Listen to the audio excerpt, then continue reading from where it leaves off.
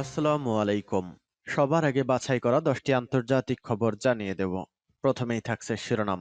তবে তার আগে অনুরোধ থাকবে ভিডিওটিতে একটি লাইক দিবেন।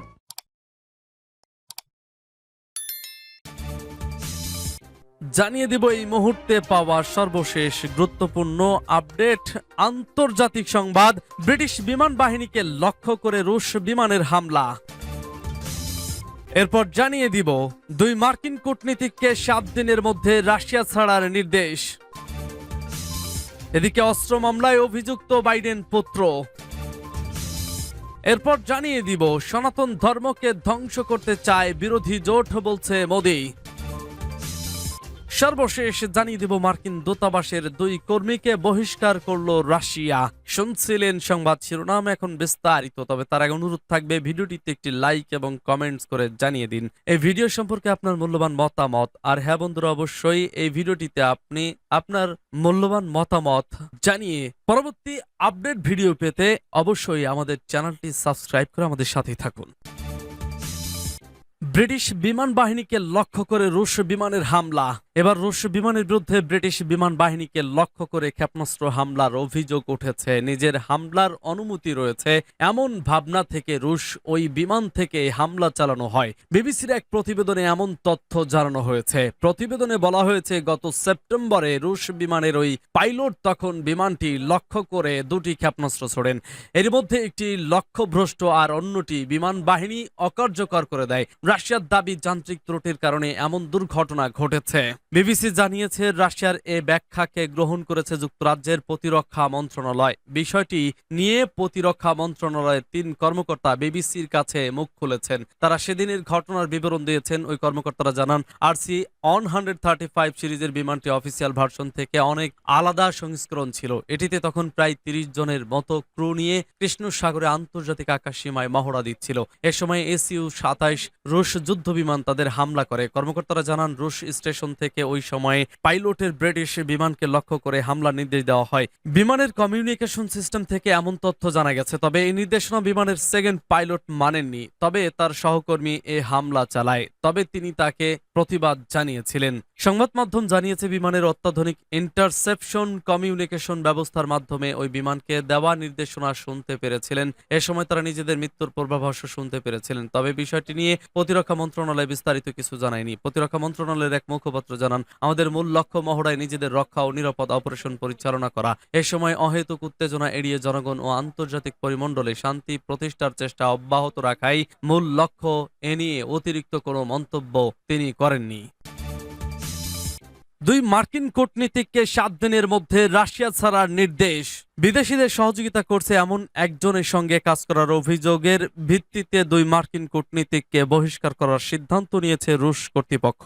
রাশিয়ার পররাষ্ট্র মন্ত্রণালয় এক বিবৃতিতে জানিয়েছে, মার্কিন রাষ্ট্রদূত লিন ট্রেসিকে তলব করে দূতাবাসের প্রথম সেক্রেটারি জেফ্রে সিলিন ও দ্বিতীয় সেক্রেটারি ডেভিড বার্নস্টাইনকে 7 দিনের মধ্যে রাশিয়া ত্যাগ করতে বলা হয়েছে। মন্ত্রণালয় জানায়, বিদেশিদের সহযোগিতা করার অভিযোগে অভিযুক্ত রুশ নাগরিক রবার্ট সোনভের সঙ্গে তারা যোগাযোগ রাখছিল ও অবৈধ কর্মকাণ্ড পরিচালনা করছিল। রুশ নাগরিক রবার্ট সোনভকে ভ্লাদিভস্টকের মার্কিন দূতাবাসে 2021 সাল পর্যন্ত চাকরি করে। রাশিয়ার আদেশে তাকে অব্যাহতি দিয়েছিল মার্কিন দূতাবাস। এদিকে উত্তর কোরিয়ার সফরের জন্য পুতিনকে আমন্ত্রণ জানিয়েছেন কিম জং উন। উত্তর কোরিয়ার সর্বোচ্চ নেতার এই আমন্ত্রণ গ্রহণ করেছেন পুতিন। তিনি জানিয়েছেন, উত্তর কোরিয়ার সফর করবেন দুদেশের এই 2 শীর্ষ নেতার নজিরবিহীন বৈঠকেই পুতিনকে আমন্ত্রণ জানান কিম। তবে তাদের এই বৈঠককে ভালো চোখে দেখছে না যুক্তরাষ্ট্র। নতুন করে এই 2 দেশের সম্পর্কের উন্নয়নের ফলে ইউক্রেনে রাশিয়ার সামরিক শক্তি আরও শক্তিশালী হতে পারে এবং উত্তর কোরিয়ার হাতে সংবেদনশীল ক্ষেপণাস্ত্র প্রযুক্তি সরবরাহ আরও বাড়বে বলে আশঙ্কা প্রকাশ করেছে ওয়াশিংটন। অস্ত্র মামলায় অভিযুক্ত বাইডেন পুত্র। আগ্নেয়াস্ত্র মামলায় অভিযুক্ত করা হয়েছে মার্কিন প্রেসিডেন্ট জো বাইডেনের ছেলে হান্টার বাইডেনকে। বৃহস্পতিবার ডেলাওয়ার ফেডারেল আদালতে মাদক সেবী থাকাকালে আগ্নেয়াস্ত্র রাখা, মিথ্যা তথ্য প্রদান সহ 3টি বিষয়ে তাকে অভিযুক্ত করেন প্রসিকিউটররা। মার্কিন সরকারের কাছে দোষ স্বীকার করে মামলা নিষ্পত্তির চেষ্টায় ব্যর্থ হয়ে শেষ পর্যন্ত আদালতে বিচারের মুখোমুখি হতে হলো হান্টার বাইডেনকে। হান্টারের বিরুদ্ধে অভিযোগ করা হয়েছে তিনি 2018 সালের অক্টোবরে একটি আগ্নেয়াস্ত্র কেনার সময় মাদকের ব্যবহার সম্পর্কে মিথ্যা কথা বলেছেন। সে সময় তিনি কোকেনে আসক্তি থেকে বেরিয়ে আসার চেষ্টা করেছিলেন বলে স্বীকার করেছেন। অভিযোগে বলা হয়েছে হান্টার বাধ্যতামূলক ফর্ম প্রত্যয়ন করেছেন। তিনি কোনো উদ্দীপক, মাদকদ্রব্য ও অন্য কোনো পদার্থের বেআইনি ব্যবহারকারী এবং আসক্ত ছিলেন না, যদিও তিনি জানতেন এই বিবৃতিটি মিথ্যা ও কাল্পনিক। এসব অভিযোগ প্রমাণ হলে ফেঁসে যেতে পারেন বাইডেন পুত্র। অভিযোগের দুটি সর্বোচ্চ ১০ বছর এবং আরেকটিতে সর্বোচ্চ ৫ বছরের কারাদণ্ডের বিধান রয়েছে। প্রেসিডেন্টের সেলের বিরুদ্ধে ওঠা কর ফাঁকির অভিযোগেরও তদন্ত চলছে। ২০১৭ ও ১৮ সালে $13.৫ লাখ আয়ের উপর হান্টার কর দেননি বলে অভিযোগ রয়েছে। এ অভিযোগে তার ১ বছর কারাদণ্ড হতে পারে। হান্টারকে অস্ত্র মামলায় এমন এক সময় অভিযুক্ত করা হলো যখন তার বাবা জো বাইডেনের বিরুদ্ধে মার্কিন কংগ্রেসের নিম্নকক্ষ প্রতিনিধি পরিষদ আনুষ্ঠানিক অভিশংসন তদন্ত শুরু করার কথা জানিয়েছে। সনাতন ধর্মকে ধ্বংস করতে চায় বিরোধী জোট, বলছে মোদি। বিধানসভা নির্বাচনের আগে ফের মধ্যপ্রদেশে গেছেন ভারতের প্রধানমন্ত্রী নরেন্দ্র মোদি। বৃহস্পতিবার বিনা জেলার পেট্রোকেমিক্যাল সহ মোট 10টি প্রকল্পের ভিত্তি প্রস্তর স্থাপন করেন মোদি। আর সেই সঙ্গেই কার্যত আসন্ন বিধানসভা নির্বাচনের প্রচারের সূচনা করেন তিনি। বিরোধী জোট ইন্ডিয়ার বিরুদ্ধে সনাতন ধর্মকে ধ্বংস করার অভিযোগ তুলে তিনি বলেন, তারা দেশকে দাসত্বের দিকে ঠেলে দিতে চাইছে। চলতি বছরের নভেম্বর-ডিসেম্বর মধ্যপ্রদেশে বিধানসভা নির্বাচন হওয়ার কথা। তার আগে প্রায় ৫০,০০০ কোটি টাকার পেট্রোকেমিক্যাল প্রকল্পের উদ্বোধনে যোগ দিতে গিয়ে মোদি বিরোধী জোটকে ঘমন্ডিয়া বলে খোঁচা দেন। তিনি বলেন, ঘমন্ডিয়া জোট সম্প্রতি মুম্বাইয়ে বৈঠক করেছে। তাদের না আছে কোনো নীতি, না কোনো কর্মসূচি, না কোনো নেতা। তাদের সনাতন ধর্মকে আঘাত করার গোপন ছক রয়েছে। সনাতন ধর্মকে তারা ধ্বংস করতে চায়। সনাতন ধর্মকে অপমান করার অভিযোগে তামিলনাড়ুর মুখ্যমন্ত্রী তথা ডিএমকে প্রধান এম.কে.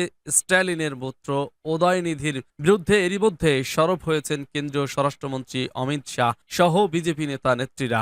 এই আবহে মোদি যেভাবে পুরো বিষয়টিকে সুকৌশলে ইন্ডিয়ার সঙ্গে জুড়ে দিয়েছেন তা তাৎপর্যপূর্ণ বলে মনে করছেন রাজনৈতিক বিশ্লেষকদের একাংশ। কারণ তৃণমূল নেত্রী মমতা ব্যানার্জি, শিবসেনার সঞ্জয় রাউত, কংগ্রেসের কমলনাথ, কেসি বেণুগোপালের মতো ইন্ডিয়ার নেতারা প্রকাশ্যে বলেছিলেন কোন ধর্মের প্রতি অবমাননা তারা সমর্থন করেন না।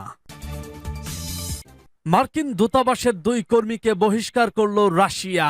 রাশিয়ার এক নাগরিকের সঙ্গে কাজ করার অভিযোগে ২ মার্কিন কূটনীতিককে বহিষ্কার করেছে রাশিয়া। রুশ পররাষ্ট্র মন্ত্রণালয় এক বিবৃতিতে বলেছে, তারা মার্কিন রাষ্ট্রদূত লিন ট্রেসিকে তলব করে বলেছেন, দূতাবাসের ফার্স্ট সেক্রেটারি জেফরি সিলিন ও সেকেন্ড সেক্রেটারি ডেভিড বার্নস্টাইনকে ৭ দিনের মধ্যে রাশিয়া ছাড়তে হবে। পররাষ্ট্র মন্ত্রণালয়ের এক বিবৃতিতে বলা হয়, বিদেশি রাষ্ট্রের সঙ্গে গোপন সহযোগিতার অভিযোগে অভিযুক্ত রুশ নাগরিক রবার্ট শোনভের সঙ্গে যোগাযোগ রেখে অবৈধ কর্মকাণ্ড পরিচালনা করেছে ওই ব্যক্তিরা। রুশ নাগরিক রবার্ট শোনভ সাল পর্যন্ত ভ্লাদিভোস্টকে মার্কিন কনসুলেটে কর্মরত ছিলেন। রাশিয়ার রাষ্ট্রীয় বার্তা সংস্থা তাস এএফএসবি সিকিউরিটি সার্ভিসের বরাত দিয়ে জানিয়েছে, ২০২৪ সালের প্রেসিডেন্ট নির্বাচনের আগে মস্কোয় মার্কিন দূতাবাসের কর্মীদের কাছে রাশিয়ার নির্বাচনী প্রচারণার তথ্য পাঠিয়েছিলেন শোনভ।